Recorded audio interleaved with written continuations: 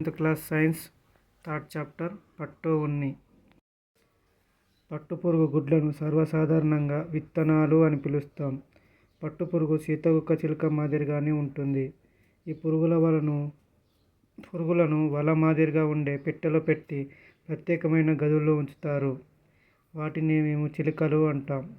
ఈ పట్టుపురుగులను బాంబెక్స్ మోరీ అనే శాస్త్రీయనామంతో పిలుస్తారు. పట్టుపురుగు శాస్త్రీయనామం బాంబెక్స్ మోరీ. చిలుకలు గుడ్లు పెట్టే సమయంలో ఒక తెల్లటి బట్టను కానీ కాగితాన్ని కానీ పరుస్తాం. చిలుకలు వందల కొద్ది గుడ్లను దాని మీద పెడతాయి. ఒక ఆడపురుగు ఒకేసారి 500 గుడ్లను పెట్టి తర్వాత చనిపోతుంది. ఆ గుడ్లు చాలా చిన్నవిగా ఉంటాయి. వివిధ ప్రాంతాల నుంచి రైతులు ఇక్కడికి వచ్చి గుడ్లను కొనుక్కుంటారు. ఆ గుడ్లను పొదిగిస్తారు. తర్వాత మల్బరీ ఆకులతో పేర్చిన మెత్తటి చాపల మీద ఈ గుడ్లు ఉంచి పొదిగిస్తారు. అప్పుడు వాటిల్లోంచి చిన్న చిన్న పురుగులు వస్తాయి. మెదక్, మహబూబ్నగర్ జిల్లాలే కాకుండా మరికొన్ని ప్రాంతాల నుండి కూడా రైతులు ఇక్కడికి వచ్చి పురుగులను కొంటారు. ఒక్కొక్కసారి పట్టు చిలుకను కూడా అమ్ముతాం. కొందరు సొంతంగా గుడ్లను ఉత్పత్తి చేయడానికి ఈ పట్టు పురుగులను కొనుక్కుపోతారు. ఈ కేంద్రాలను గ్రెనేజెస్ అంటారు. పట్టుపురుగు కేంద్రాలను ఏమంటారు? గ్రెనేజెస్ అంటారు. నేను చిత్తూరు జిల్లాలో అర్సిలీ హిల్స్ దగ్గర పెద్ద విత్తనాభివృద్ధి కేంద్రాన్ని చూశానని కిషోర్ చెప్పాడు. చిత్తూరు జిల్లాలో అర్సిలీ హిల్స్ అనే పెద్ద విత్తనాభివృద్ధి ఉందన్నట్టు. గుడ్డు నుంచి కాయలు తీయడం. అక్కడ పెద్ద పల్లెలలో పట్టుపురుగులు డింబకాలు ఆకులు తింటుండడం చూసింది. కానీ పల్లెల్లో తెల్లటి పసుపు పచ్చని గుడ్ల వంటివి కనబడ్డాయట. పట్టుకాయల కోసం మేము పట్టుపురుగులను పెంచుతాం. మాకు సంవత్సరానికి 5 నుంచి 6 సార్లు పట్టుకాయల దిగుబడి ఉంటుంది. 2 ఎకరాల మల్బరీ తోట ఉందట. చిత్తూరు జిల్లాలో పలమనేరు నుంచి మా తాతయ్య మల్బరీ మొక్కలను తెచ్చి నాటారు. చిత్తూరు జిల్లా పలమనేరు నుంచి. సెరికల్చర్ అంటే పట్టు పరిశ్రమ. పట్టుగుడ్డ నుంచి పట్టు వస్త్రాల దాకా మల్బరీ కొమ్మలు నాటి మల్బరీ తోట పెంచుతాం. తెల్లటి పట్టు పురుగులను గొంగళి పురుగులు అర్సిలీ హిల్స్లో ఉన్న విత్తనాభివృద్ధి సంస్థ నుంచి కొనుక్కొస్తారు. ఈ పట్టు పురుగును ఇక్కడ నుంచి అర్సిలీ హిల్స్లో, ఇదేంటే చిత్తూరులో ఉంటుంది.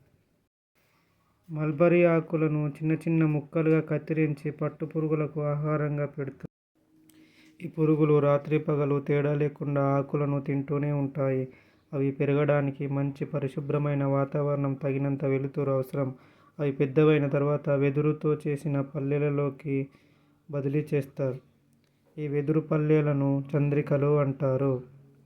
30 నుంచి 35 రోజుల తర్వాత గొంగళి పురుగు తినడం మానివేస్తుంది. చంద్రికల్లో ఏదైనా ఒక ప్రదేశంలో నిశ్చలంగా ఉండిపోతుంది. అది తన చుట్టూ తాను వలను అల్లుకుంటుంది. పట్టుపురుగు నోటిని అటు ఇటు కదిలిస్తూ ఒక పదార్థాన్ని విడుదల చేస్తుంది. గాలి, వేడి తగలగానే ఆ పదార్థం గట్టిగా అవుతుంది. అదే పట్టుదారం.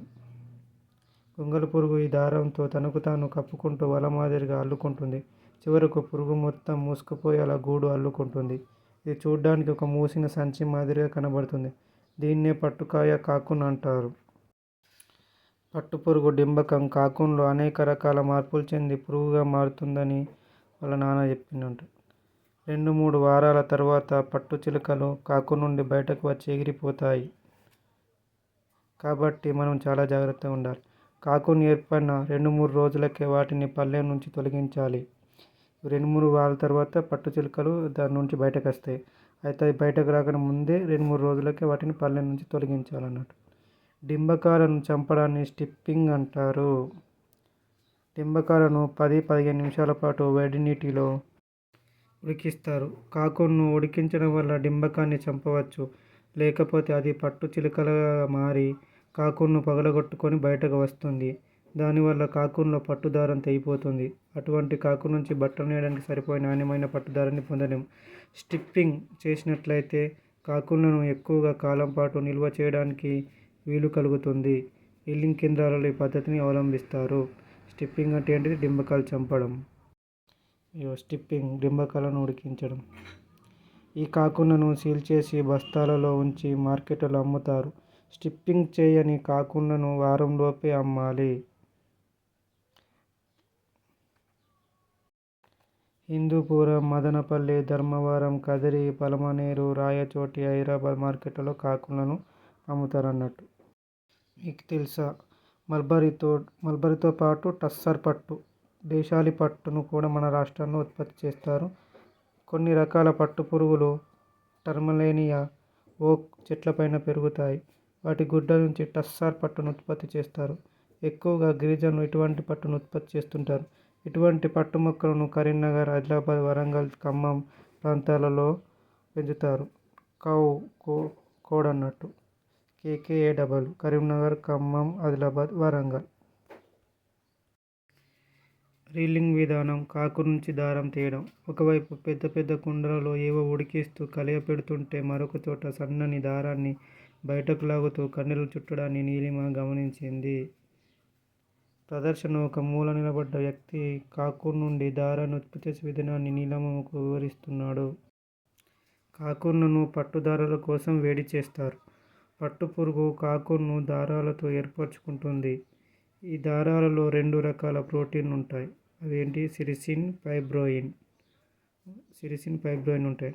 వీటి వల్ల పట్టుదారం గట్టిగా ఉంటుందన్నమాట. కాకులను వేడి చేయటం వల్ల దారాలు సులువుగా బయటకు తీసి కండెలుగా చుట్టడానికి వీలుగా మారుతుంది. పట్టుకాయ నుంచి పట్టుదారాన్ని తీయడాన్ని రీలింగ్ అంటారు. పట్టుకాయ నుంచి తీయడాన్ని ఏమంటారు? రీలింగ్ అంటారు. దీనికోసం రీలర్, ట్విస్టర్ అనే ప్రత్యేకమైన యంత్రాలను ఉపయోగిస్తారు. కాకుల నుంచి పట్టుదారాలను తీయడంలో చాలా జాగ్రత్త అవసరం.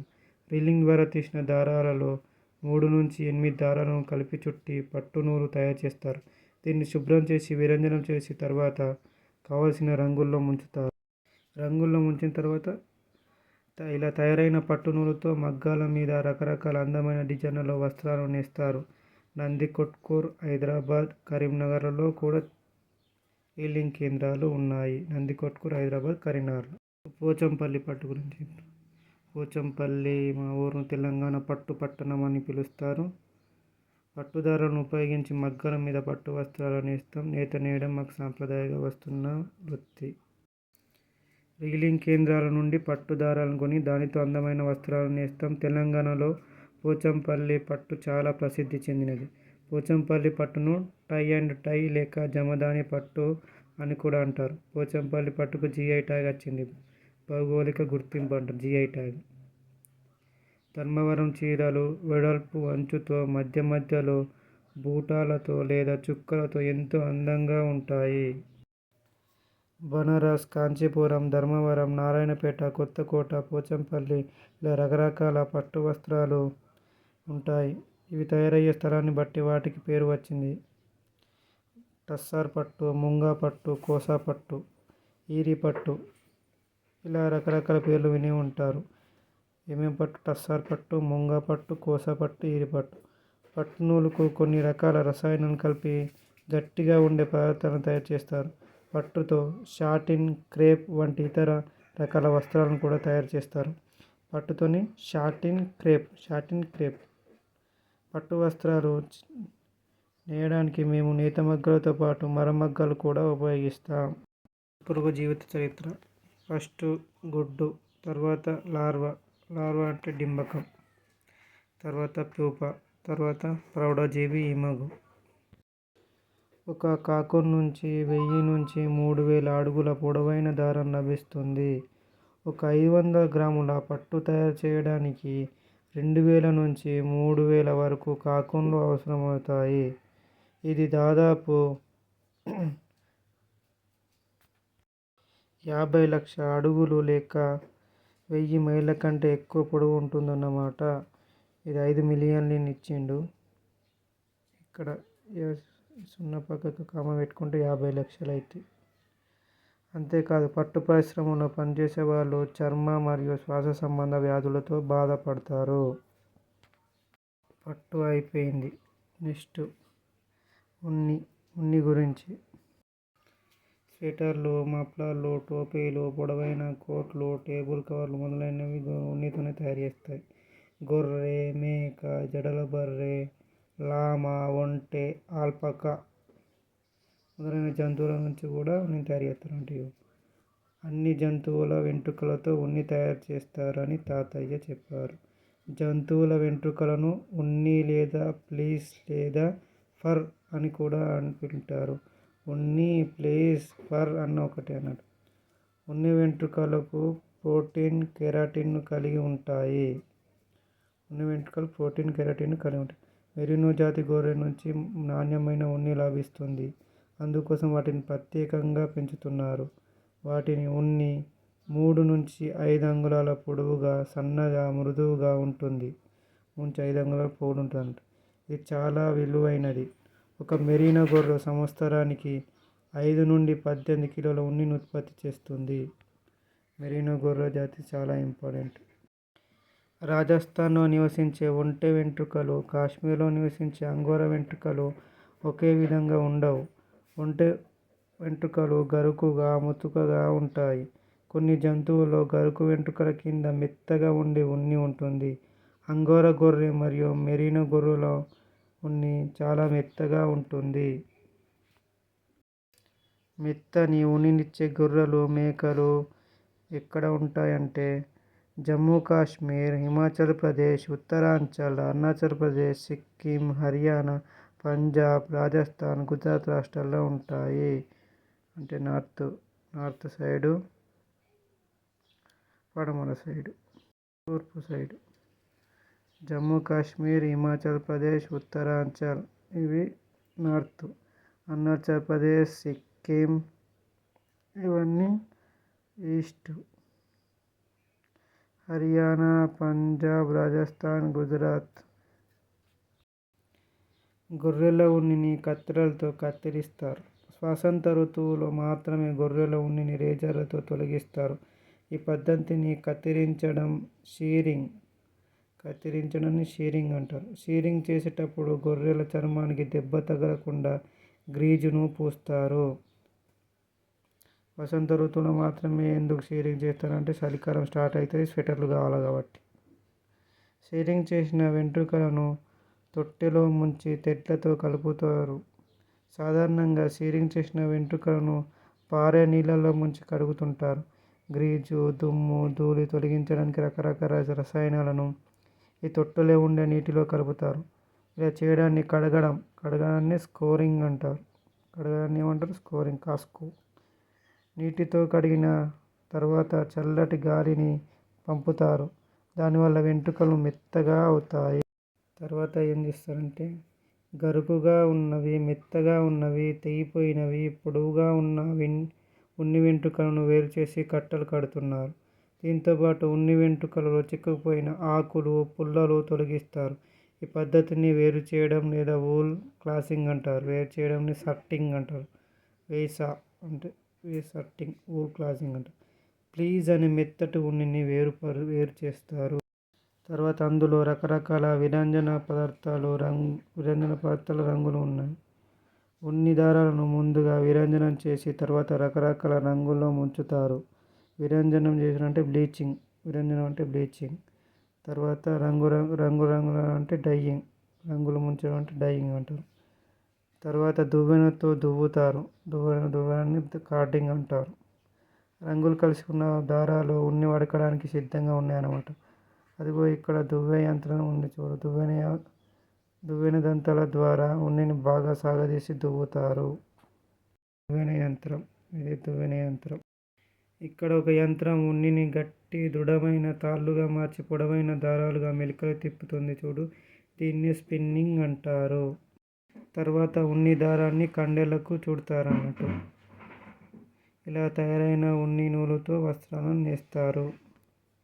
ఈ సూదులకు దారాలు అల్లుతారన్నట్టు. ఈ సూదులను ఉపయోగించి వాళ్ళు ఈ ఉన్ని దుస్తులను అల్లుతున్నారు. ఉనికి సహజంగా సాగే గుణం ఉంటుంది కాబట్టి ముడులు వేస్తూ అల్లడానికి సులువుగా ఉంటుంది. పొడవైన ఉన్ని దారాన్ని రింగులుగా తిప్పుతూ ముడులు వేస్తూ ఉన్ని వస్త్రాలను అల్లుతారు. దీన్ని అల్లడం నిట్టింగ్ అంటారు. చేతితో అల్లడంతో పాటు ఉన్ని దారాలతో ఉన్ని వస్తువులు నేయడానికి నేత మగ్గాలు, మరమగ్గాలు ఉపయోగిస్తారు. మగ్గంలో దారాలు పైనుండి కిందకు వేలాడుతూ ఉంటాయి. వీటిని నిలువు దారాలు, పడుగు అంటారు. వీటికి అడ్డంగా పక్కపక్కగా ఉండే దారాలను అడ్డు దారాలను పేక అంటారు. ఏం లేదు, నిలువు అంటే 3 అక్షరాలు, పడుగు 3 అక్షరాలు. నిలువు, పడుగు. అడ్డం అంటే 2 అక్షరాలు, పేక 2 అక్షరాలు. అడ్డం, పేక, నిలువు, పడుగు. గంతే. ఒక కండెం లాంటి సూది అడ్డు దారాలకు ఒకసారి పైకి ఒకసారి లోపలికి వెళ్ళేలా ఏకాంతరంగా మారుస్తూ ఉంటుంది. మగ్గంలో మరో ముఖ్య భాగం పటక. పటక హార్నెస్ అంటారు. పటకాన్ని హార్నెస్ అని. ప్రతి నిలువు దారాన్ని పైకి లేపి అడ్డు దారాలు దానికి కింద నుండి పైనుండి పోవడానికి వీలు కలిగిస్తుంది. ఇలా మగ్గంలో వస్త్రం తయారవుతుంది. పత్తి, ఉన్ని, పట్టుదారం ఏదైనప్పటికీ మగ్గం మీద నేసే విధానం ఒకే విధంగా ఉంటుంది. సూదులతో ముడులు వేస్తూ ఉన్ని దారాలతో అల్లడాన్ని చూసి నీలిమ ఆశ్చర్యపోయింది. ఒకరి దగ్గర కూర్చొని అల్లే విధానాన్ని పరిశీలించింది. ఫ్లోచార్ట్. ఫస్ట్ కత్తిరించడం, షీరింగ్. తర్వాత కడగడం, స్కోరింగ్. వేరు చేయడం, సార్టింగ్. వేరు చేయడాన్ని వూల్ క్లాసింగ్ అంటారు. విరంజన చేయడం, బ్లీచింగ్. రంగులు వేయడం, డైయింగ్. తర్వాత దువ్వడం, కార్టింగ్. తర్వాత వడకడం, స్పిన్నింగ్. తర్వాత చుట్టలు చుట్టడం, రోలింగ్. అల్లడం, నిట్టింగ్. తర్వాత లాస్ట్ ఉన్ని బట్టలు తయారవుతాయి.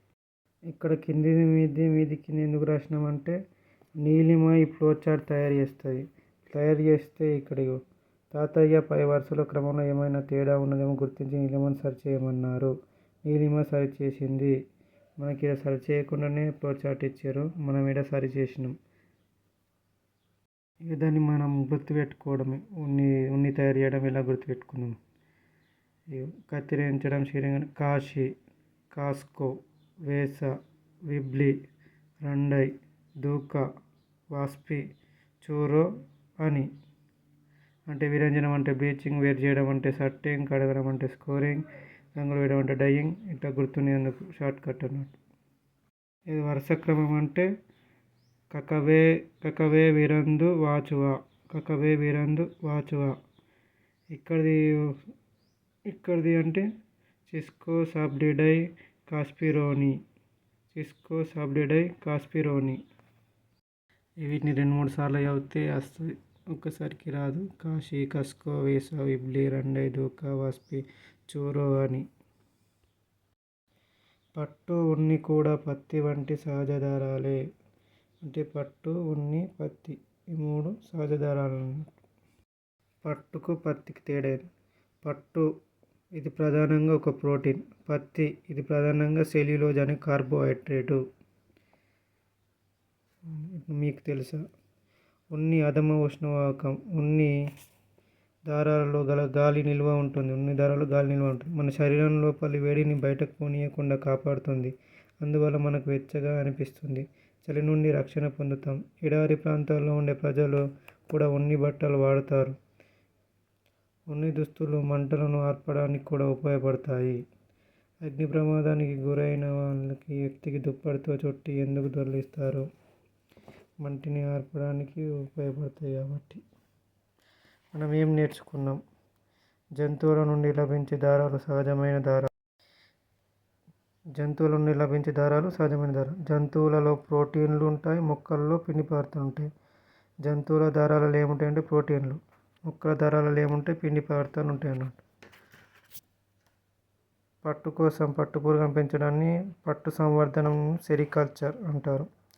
పట్టుపురుగు జీవిత చరిత్రలో గుడ్డు, డెంబకం లేదా లార్వా, ప్యూపా, ప్రౌఢజీవి, ఇమాగో అనే దశలు ఉంటాయి. గుడ్డు, డెంబకం, ప్యూపా, ప్రౌఢజీవి. కాకూన్ నుంచి పట్టు దారాన్ని వేరు చేయడాన్ని రీలింగ్ అంటారు. ఇంపార్టెంట్. కాకూన్ నుంచి పట్టు దారాన్ని వేరు చేయడాన్ని రీలింగ్ అంటారు. మేక, గొర్రె, ఒంటె వెంట్రుకల నుంచి ఉన్ని దారాలు తీస్తారు. అంగోరా ఉన్ని మెత్తగా ఉండడం వలన స్వెటర్స్, శాల్వాలు తయారు చేయడానికి ఉపయోగిస్తారు. అంగోరా ఉన్ని మెత్తగా ఉంటుంది కాబట్టి స్వెటర్స్, శాల్వాలు. గొర్రె శరీరం మీద నుంచి వెంట్రుకలు తొలగించడాన్ని షీరింగ్ అంటారు. షీరెత్తమిగ. ఉన్నిని నీటితో శుభ్రం చేయడాన్ని స్కోరింగ్ అంటారు. కడగడం స్కోరింగ్ అన్నట్టు. కత్తిరించడం షీరింగ్. సూదులు ఉపయోగించి ఉన్ని దారాలతో ఉచ్చులు, ముడులు వేస్తూ అల్లడాన్ని నిట్టింగ్ అంటారు. కిందికి మీదికి అల్లుతాం కదా, అదే నిట్టింగ్. మన రాష్ట్రంలో పట్టు పట్టణం ఏది? పోచంపల్లి. దుస్తులు చలి నుండి రక్షణ ఇస్తాయి. ఉన్ని దుస్తులు. కాశ్మీర్లోని దాల్ సరస్సును చూడడానికి వెళ్ళాలనుకున్నప్పుడు ఏ రకమైన దుస్తులు వేసుకుంటారు? ఉన్ని దుస్తులు వేసుకుంటాం. ఎందుకంటే వేడిగా ఉంటుంది కాబట్టి. తూర్పు భారతదేశంలో పట్టును పాట్ అంటారు. తూర్పు భారతదేశంలో పట్టును ఏమంటారు? పాట్ అంటారు. చైనీయుల కథ ప్రకారం పట్టు చరిత్ర అన్నట్టు. కన్ఫ్యూషియస్ రచన ప్రకారం ఒక కథ ప్రచారంలో ఉంది. క్రీస్తుపూర్వం 2700 సంవత్సరంలో చైనా రాణి లీజు హీలింగ్షి రాజు హాంగ్తాయ్ తో కలిసి మల్బరీ చెట్టు కింద కూర్చొని టీ తాగుతున్నప్పుడు ఆమె కప్పులో పట్టుపురుగు కాకూన్ పడింది. దీన్ని తీసే ప్రయత్నంలో కాకూన్ నుంచి దారం లాంటిది వచ్చింది. అప్పుడు రాణి దారం నేయడం గురించి ఆలోచించింది. రాజు తన భార్యతో పట్టుపురుగు జీవిత చరిత్ర అధ్యయనం చేయమని ప్రోత్సహించేసరికి పట్టు పరిశ్రమ గురించి ఆమె ప్రయత్నం చేసింది అన్నట్టు. తర్వాత పురావస్తు పరిశోధన ప్రకారం పట్టు పరిశ్రమ క్రీస్తుపూర్వం 5000 క్రీస్తుపూర్వం 3000 సంవత్సరం నాటి నుండి ప్రారంభమైనట్లు ఆధారాలు ఉన్నాయి.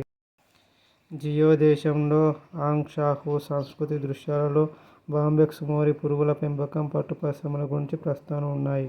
ఏ దేశం? జియో దేశం. యాంగ్ షాహు సంస్కృతి దృశ్యాలలో. ఉన్ని ప్రపంచం. ఉన్ని దుస్తులు ప్రాచీన నాగరికత అంతా పురాతనమైనవి.